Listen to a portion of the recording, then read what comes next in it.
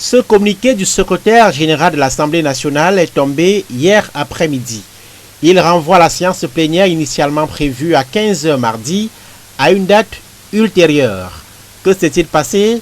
Silence radio à la Chambre basse du Parlement. Mais ce développement est la suite d'une séquence peu sereine entamée dimanche lorsque André Noël-Essiane annonce le projet de loi portant modification du code électoral aux députés. Il est allé plus loin que sa compétence en annonçant le numéro attribué au projet de loi alors que la conférence de présidents n'avait pas encore siégé, et la commission qui devrait examiner le dit projet alors que la conférence n'avait pas encore siégé. Ça, c'est la première curiosité qui constitue la violation de procédure, puisqu'il a pris des décisions qui relèvent de la compétence exclusive de la conférence de présidents. Et on s'est demandé pourquoi. D'après les alinéas 1 et 5 de l'article 38 du règlement intérieur de l'Assemblée nationale, l'affectation des numéros des textes et la désignation des commissions habilitées à examiner un texte sont des tâches de la conférence des présidents, réunion du chef de chambre auquel sont adjoints les 23 présidents de commission générale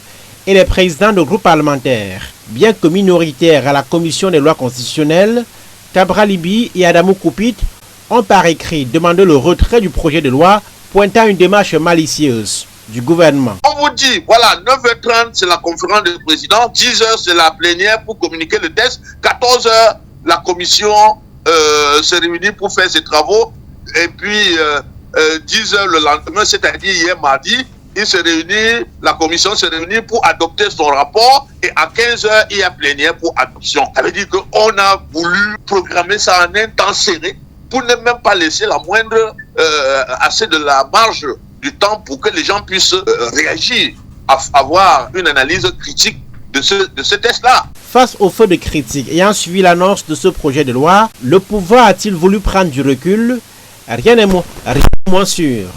Le texte défendu en commission par le ministre de l'administration territoriale vise à modifier l'article 170 du code électoral, une disposition qui limitait la prorogation du mandat des conseillers municipaux à 18 mois maximum. Le nouveau texte veut donner champ libre au président de la République qui ne pouvait jusque-là reporter qu'uniquement l'élection des députés. Yaoundé met en avant les difficultés de trésorerie et les dommages subis par Elections Cameroun pendant la crise post-électorale.